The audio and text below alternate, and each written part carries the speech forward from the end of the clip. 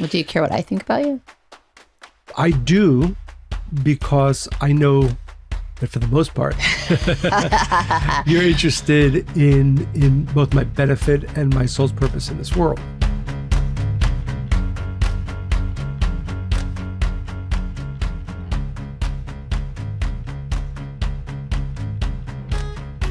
Hello, and welcome to Spiritually Hungry.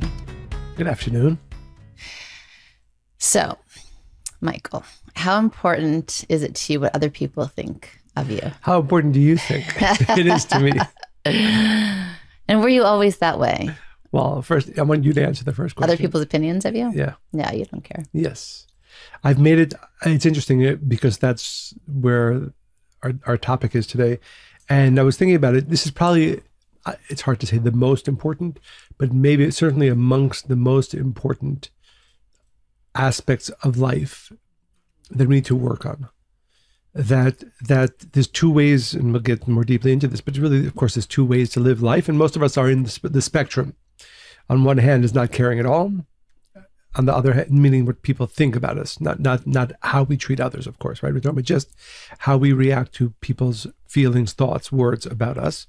On the one side of the spectrum is not caring at all, and the other one is caring completely. And most people are on the spectrum. If I had to guess, I would say most of the world leans closer towards the side of caring a lot about what people are thinking, saying, possibly thinking, saying.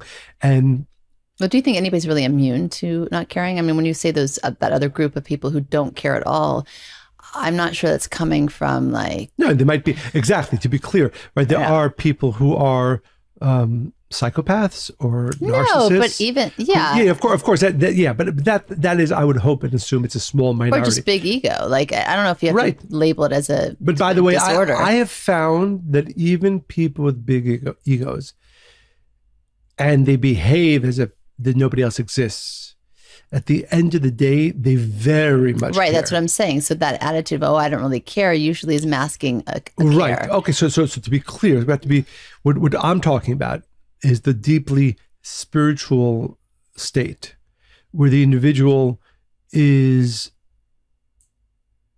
so desiring to accomplish what their soul came into this world to accomplish that it pushes aside all other thoughts and fears and doubts, right? So that's one of the ways to know. Again, I'm assuming most of our listeners are not egomaniacs, psychopaths, or narcissists, or at least not in the extreme, right? But that You just insulted a whole bunch of people out that's there. well. Right, If they're in that, I don't mind. Well, actually, they don't care. But I was going to say, I also don't mind. But of course, we're talking about to the normal center, we'll call it. And I would hope and assume most, if not all, of our listeners, where we do care, and to realize that this work that we're going to talk about today, which is about diminishing how much we actually care about what others think about us and say about us. Well, do you care what I think about you? I do, because I know that for the most part, you're interested in both my benefit and my soul's purpose in this world. So of course, for the most part, where are we going with that? Well, every once in a while, I'm sure, and I towards you, because we also, besides our spiritual relationship, we also have a personal relationship, and therefore, yes, there are going to be times that I annoy you or you annoy me, and then our interactions then are not from a place of pure care for the other, right? I mean, I'm not saying anything. I didn't know that this annoying part is a new piece. Really, I never annoy you, ever. Yeah, that part. I didn't know that the other way around. Did you annoy me? Almost never. Where was I? I'm not sure. Now you've insulted me along with the narcissist and the Really? sociopath. That's the way this is coming across? I hope not. So, of course, you should have a small group of friends, family that you trust, of course. And it's not so much that I care what you think about me, but that I trust what you see about me, right?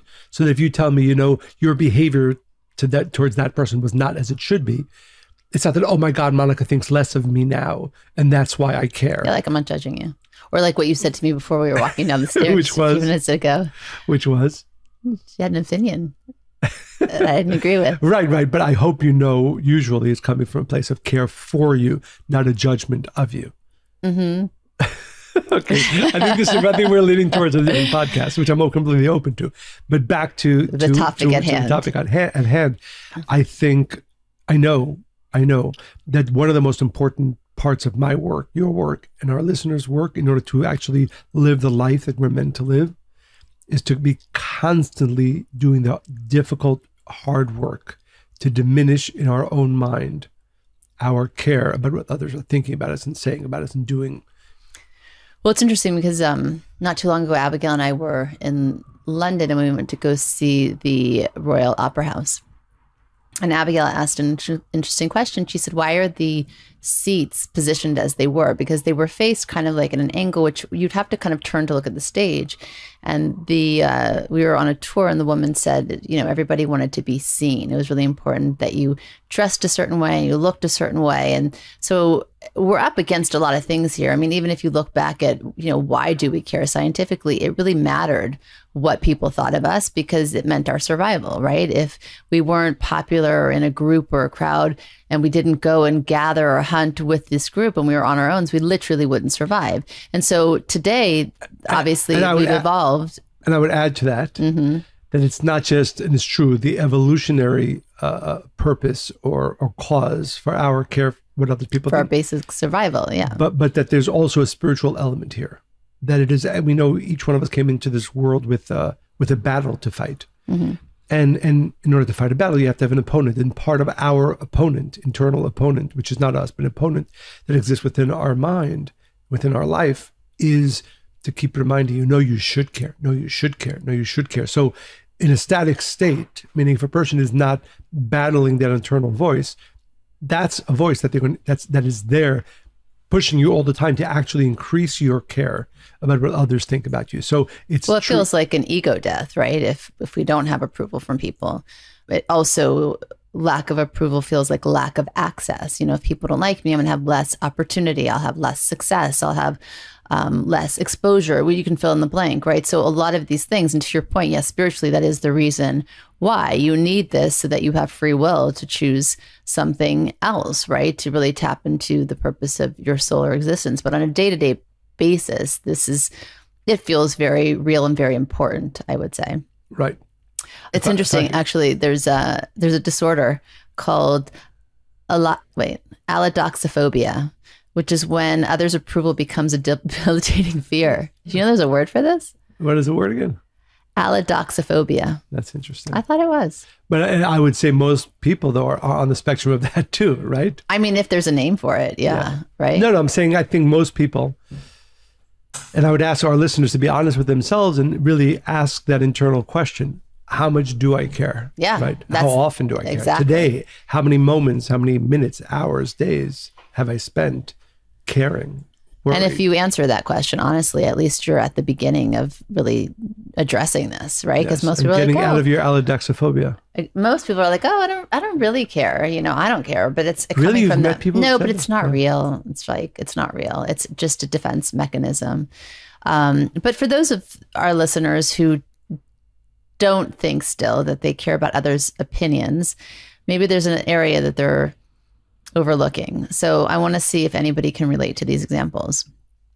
You're constantly replaying situations in your mind, searching for mistakes, worrying about sounding foolish. I actually, when I was writing these down, I put a name to each person because I was like, "This just came to mind." Can I see the names? No. Okay.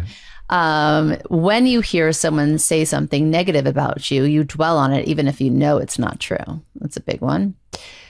Do you go to great lengths to avoid disapproval? Are you afraid to ask for what you want? Which is related to a concept I speak about, which is the shame of wanting. Interesting. And also related to that, even though it's tangentially related, is that when somebody says a word in a sentence you don't understand, do you stop them and say, what does that mean? Right? Because of course I would do the right thing, right? Because don't you want to learn a word you didn't know? But of course, oh my God, I'm going to look like an idiot, I often ask if I don't know. Yeah, I try to ask. Or when they walk away, Google it. Oh, well, they're. Oh yeah, right. Worried if we ask for what we want, we might be rejected or judged for it. So that's connected to the shame of wanting. And the last one is, are you worried you won't be accepted or loved if anyone knew something about you? I think that you didn't want them to know? Are you worried about it? Because Yeah. I'm sure all of us have something that we wouldn't want others to know. Yes, but the worrying and this and the Right. going to, what great lengths do you go to try? So these are the ways that you might not think, oh, I don't care what people think, but do any of these things pop up for you in your day to day? And I think for all of us to some extent it does. And that's where it really gets us, because when you start to care and think in this way, you stop doing what you want to do, or actually you lose sight of what that is because you no longer hear your own opinion or your own voice. Which is a very important, and I think maybe for me, foundational reason why this is so important. We have a limited amount of energy, mental energy, physical energy. And every ounce of energy that is used for external purposes, what people are thinking, saying, doing, potentially thinking about me, is energy stolen from your ability to manifest your potential in the world. So it's what we're talking about. And simply here. that's the wrong thought versus the right thought, right? And this, my point is, a wrong thought steals a right thought. Mm-hmm. So it's not as if, oh, what's the big deal? Yeah, of course, a listener can say, I'd like to develop this ability to care less, but what is it actually harming me today? Well, what we're saying is that actually it is. It is, because there's a thought you're supposed to have today, an amazing thought about yourself, about something you're supposed to do, but you spent 5 minutes and 5, calories of brain energy thinking about what that person might have said about you, right? That energy was actually meant to be the one used, the energy used for that amazing thought that you needed and wanted. Now it's not going to come to you.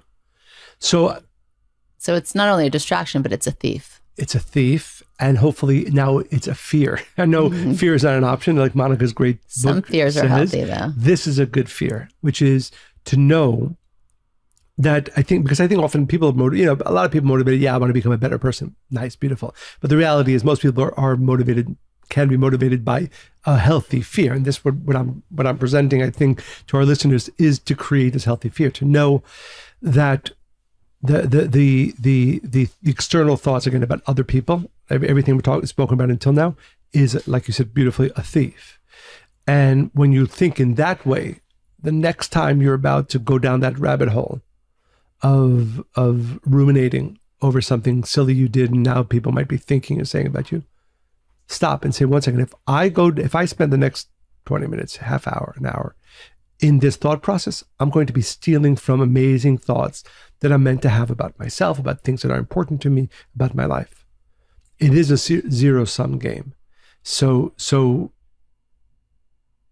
I think part of the path to transforming from external thoughts and worries to internal, that we call the soul, the real essence of you, and being able to put energy in that direction, is the understanding that it is a zero-sum game. The more time you spend, and every moment you spend thinking about what people are thinking of me, takes away your ability to think about ways that your soul wants to manifest, things that your essence truly wants to become revealed in this world. So just to bring this back to our listeners and make it practical for them, it's a good time to just consider how much of your day is spent in the wrong thought, a thought that doesn't support you, the what ifs, right? Because they creep up on us, like, what if they don't like me? What if they don't respect me? What if I'm not supported, right? Those what ifs kind of lead us. We don't think it's the wrong thought necessarily, but just by starting down this line of thinking leads you eventually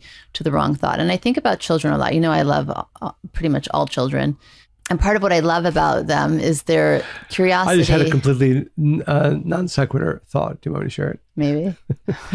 There's that philosophical question. If you had a time machine and met baby Hitler, would you kill him? Yeah, I know. So when you said you love all children, I was just thinking, would you love baby Hitler? Almost all children. But they're curious and they're simple and they have certainty. It's like this, the whimsy in which they kind of like navigate, it just is so beautiful. And we all start there, right? We all are like that. And then at some point we get into this other part that's completely not connected to that. And as we get older, we kind of displace that. We lose our certainty. We lose our sense of self. It's,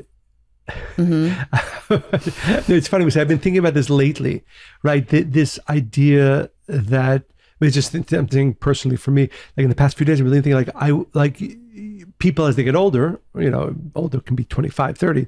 Like they think the world has to see me in a certain way. And I've been thinking lately, I want to be as silly as possible in life. Huh. Right. I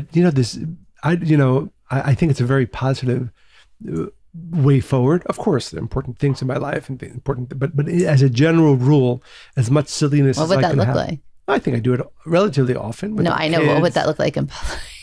Oh, it doesn't have. I'm not saying necessarily. I don't have to make a fool. I'm not necessarily saying I need to make a fool of myself in public. I concerned for a second. No, by the way, I have to. I think I might have shared this, but years ago, maybe 25 years ago, I was speaking to a friend who was also beginning his journey in the spiritual study and work, and we thought it would actually be a good idea to spend one day a week where we just make yourself look like an idiot, right? Because that's ego work, sort of separate. Are you going to do that? It's not a bad idea. I'm not sure. I'm not saying that I would never do that. But my point is, so interesting. I'm going to have a new husband. Really? This is surprising to you? No, you're silly in our house, right? But that person is very often different than what most people experience of you. True. But my point is exactly. I don't ever want to take myself too seriously. I think is the point, and I think it is important to. Well, you're really great at that. When I'm taking something very seriously, your straight default emotion is I'm going to be silly, and it does lighten everything up. Yeah. Sorry. So what I was going to say is that we want to reawaken our most important relationship, which is that with our source, but with ourselves, our true essence.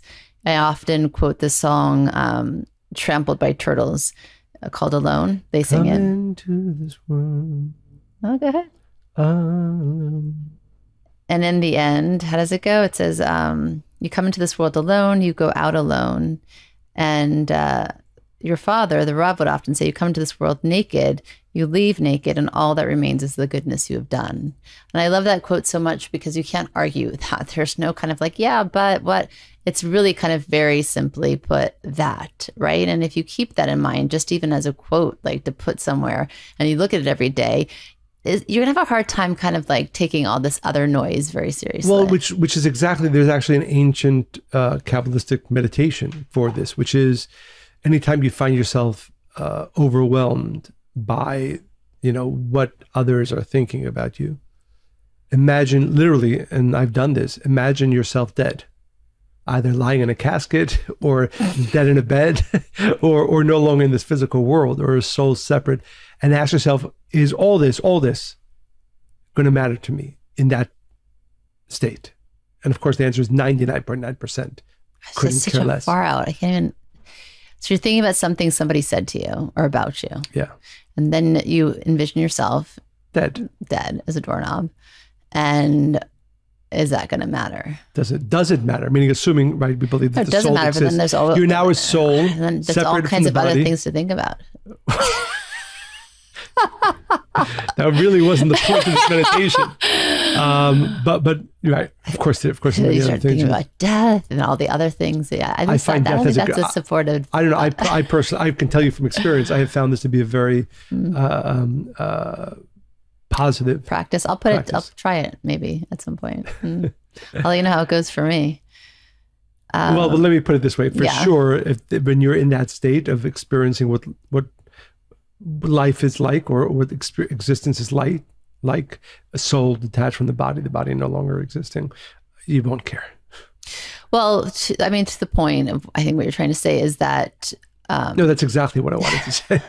But when we have this thought about, we think about where we come from and where we return to, it is just soul, right? There's no body there. So then when we know the truest parts of ourselves, when we're connected to our soul, then we have certainty in everything, no matter what happens, right? This guy was rude, or they thought bad about me, they spoke bad about me, my reputation's ruined, whatever it is, none of it really matters, right? And I often quote this movie, Evan Almighty, where it's Morgan Freeman. Does he play? The voice of God? Morgan Freeman plays the voice of God, and Steve Carell plays a modern day Noah. And he is complaining to God and all these different things. And Morgan Freeman, God says, do you think that if you ask, if someone prays for patience, you think God gives them patience or he gives them opportunities to be patient? If he prayed for courage, does God give him courage or does he give him opportunities to be courageous? If someone prayed for a family, for the family to be closer, do you think God zaps and makes them feel warm and fuzzy, or does he give them opportunities to love each other more? And I think what I love about that is just like, okay, you can't deny that. But really, if we looked at everything and every moment of life, the difficult parts, and we kind of said, okay, this is the opportunity of my becoming, right, of connecting to my soul's purpose, then I think I guess that's what I do instead of the death envisioning, is more along with. So our listeners can choose which one works for you. Yeah. Yeah, but then you're just not into that illusion anymore. And I think there's another deeper element here, if I can share, that it's related to something we said before.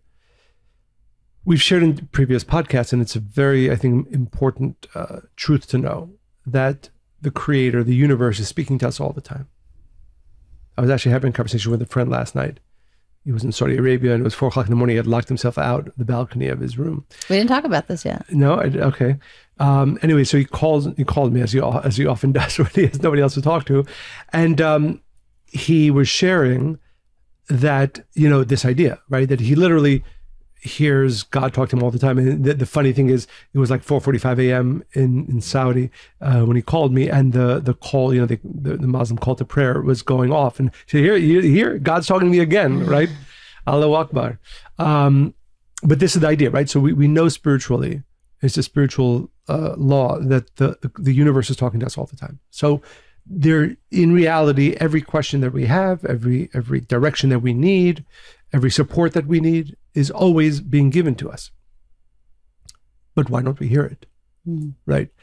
And at a deep level, you can't be listening to one voice.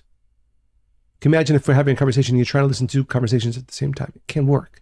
You can listen to one. This is human nature. This is the spiritual and physical reality for each one of us. We can listen to one voice at any given time. And if you're listening to the voice of others, which means everything we spoke about until now, caring what people think about me, and so on and so forth, you can't be hearing the voice of God. Mm-hmm. You can't be hearing the Creator talk to you. So therefore, there's in the prophets, there's this teaching about you have to give something away to get something. There's never, I'll take this and that, or I'll listen to this voice and that voice. And if you understand that, wouldn't you want to be hearing the voice of the Creator all the time? Well, a lot of people lie to themselves and think they can listen to both voices. You can't even hear your own voice, by the way. The only voice, if you have decided it's external, it's only external. There's no middle ground here. And that what you said now was so important. Because, often we talk about the Creator, God outside, but the reality is that my soul is telling me all the truth all the time. Which is connected to your source, to exactly. God. Right. So they're one and the same in that way. But you can't hear it. You can't hear it. I always say the louder other people's voices are, yours becomes inaudible. Literally not. So if we can add again a second fear that we'd like to awaken within ourselves and within our listeners, is if you accept that there is this voice of your soul talking to you all the time, never a doubt, never a lack. But while and to the degree that you're concerned about the voices of others, you just simply cannot hear. And I would add to that, which is important, is that your soul's voice is a whisper. And so any other voice you're listening to is going to override it. You're not even going to hear it. You're not even going to believe that it or know that it's talking to you. Well, here's the beauty. It's a whisper, but then when you mute the other voices, then that whisper becomes the only voice you hear. Right. And therefore it is the loudest. And I've shared this before, but it's one of my favorite sections in the prophets. And in Ezekiel, there's a process, and we know that, again, without going into details, the way we can spiritually read the Torah, the Bible, and the prophets is as a personal message from each one of us individually in our spiritual development. So there's a discussion of how does God become revealed, or the light of the Creator become revealed to the individual, and it goes through a few options. There's a great wind, there's a great noise, but no, God is not revealed through the great wind. God is not revealed through the great noise. And then there's a silent whisper. And that is where and when the light of the Creator is revealed. And what I'm saying to every one of our listeners, right now, your soul is giving you all that you need, but you're probably not able to hear it because that whisper is being drowned out by your listening to and hearing all these other loud voices that are happening outside of you. It's funny. I just realized now in this moment why exercise has always been meditation for me. Like when I get the clearest thoughts, most people are like, oh, how do you meditate? It's a question I get often if I'm interviewed or speaking to people, and the people expect me to say like, oh, you know, I'm like sweating, you know, exercising. I realized like when I'd be like deep in Iran after I ran off all the noise, right? Whether it was external noise that I was still holding on to, thoughts people said, whatever words people said about me, or even now when I work out, by the end, when I push my body physically, I've now removed all of that noise and it becomes very silent. And then now I don't have to do it as much. Before I used to have to like run for hours and hours, but now it's something I've practiced, but it's true. It's there. And it's just really getting rid of as people call it, the monkey brain, you know, all that noise that clutters everything else. No, I related to that, and this is very much related. There's a biblical story of Abraham had a Hagar, the daughter of Ishmael, who was the mother of one of his children, the mother of a second wife. Sorry? So a second wife. Yes, a second wife. Before he had any children with his wife Sarah, he had a son with Hagar. His name was Ishmael, who, by the way, is the great-great-grandfather of the lineage of the Arab world. So she's sent away into the desert, and the child, Ishmael, is thirsty for water.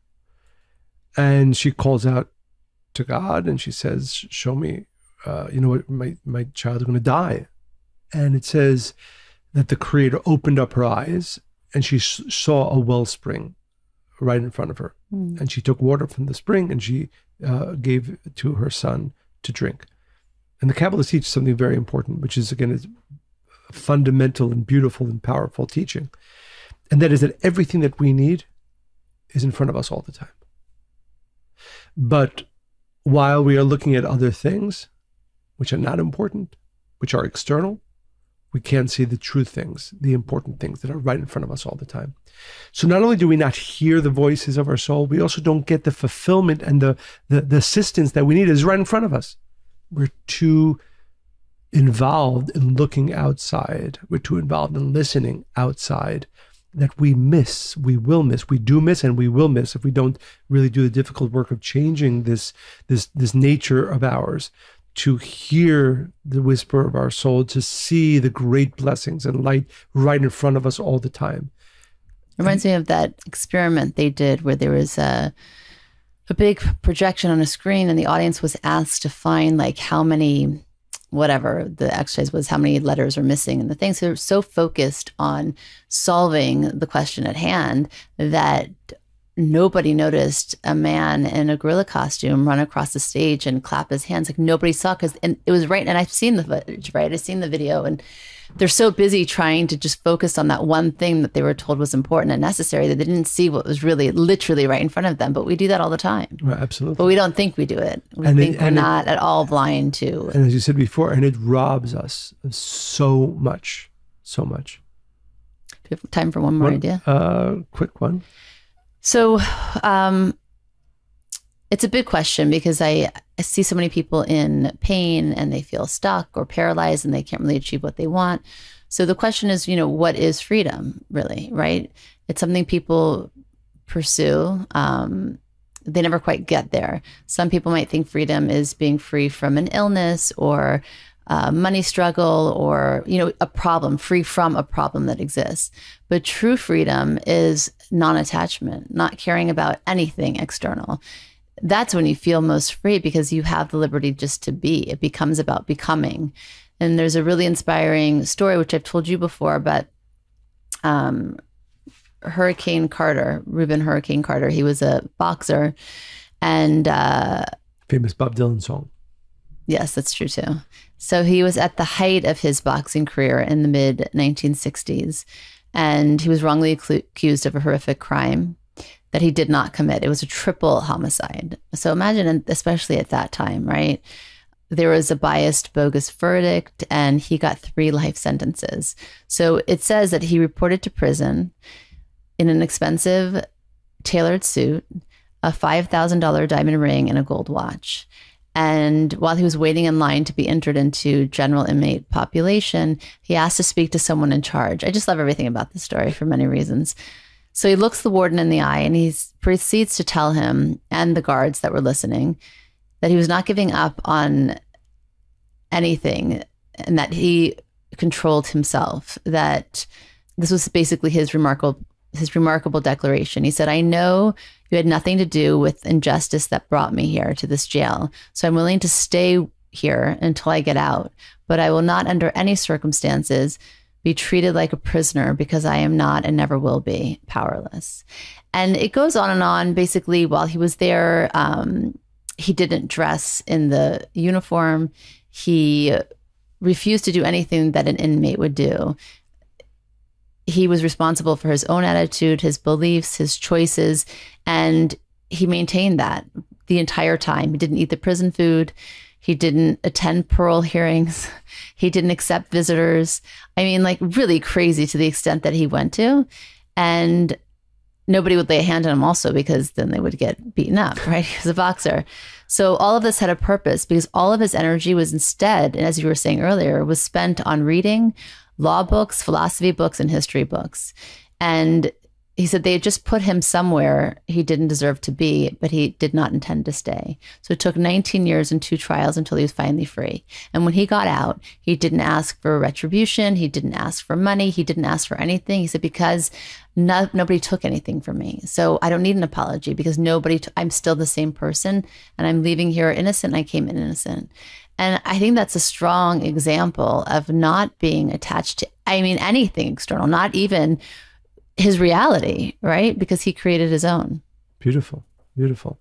So I think what we're basically your mind remains your own no matter what. And this is an extreme example, right? But it's a choice. As Marcus Aurelius said, choose not to be harmed and you won't feel harmed. Don't feel harmed and you haven't been. Beautiful. And like I said in the beginning, I think for our listeners, often we share wisdom and it's enough, and maybe I would say it's enough, but people to be inspired by it in the moment. What we're really asking our listeners on today's podcast is to dedicate your life to this work of caring less and less every single day about what others think of you, because otherwise you're stealing so much from yourself. Well, you're just going to live the life you didn't come here to live. Really, it's somebody else's version of a life. Right. So there's 2 parts of it. One is it's not as happy as you can be, right? But maybe more important, well, you're shackled, it's also not as fulfilling and manifesting your potential as you should be. As it's meant to be. Right. Yeah. So I was going to share, there's actually an interesting letter, but I'll share it next time. Oh, well. Because it's a question. I want to get into a conversation with you. All right. But I want to remind our listeners, we read the letters that you send to Monica eventually. Monica and Michael at spirituallyhungry.life. So please continue to send your letters, because by the way, even if we don't read them on the air, we do read them and are inspired by them. But certainly those that we do read and we share with our listeners, it inspires them. So you have the opportunity to share. And they often inspire interesting conversations that we have that inspire us to do other things. Absolutely. So continue to send your stories, inspirations, questions, topic ideas to Monica and Michael at spirituallyhungry.life. As always, make sure you share this podcast with everybody you know. Go to Apple Podcasts, write 5-star reviews. And as always, we hope you enjoyed listening to this podcast as much as we enjoyed recording it. Stay spiritually hungry.